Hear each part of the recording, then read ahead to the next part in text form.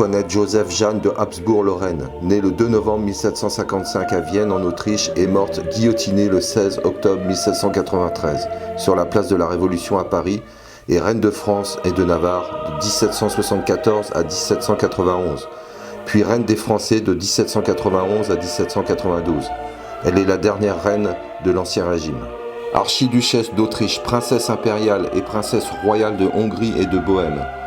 Elle est l'avant-dernière enfant et la plus jeune fille de l'impératrice Marie-Thérèse d'Autriche et de François Ier, empereur du Saint-Empire.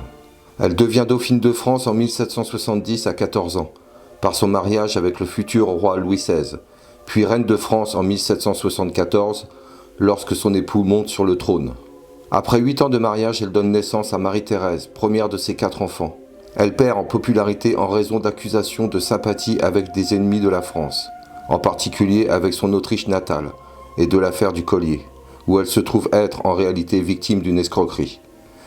Des surnoms dévalorisants comme l'Autrichienne ou Madame Déficit circulent alors. Tout comme son mari, elle n'apprécie guère les contraintes de la cour et aime se consacrer du temps, notamment au hameau de la Reine.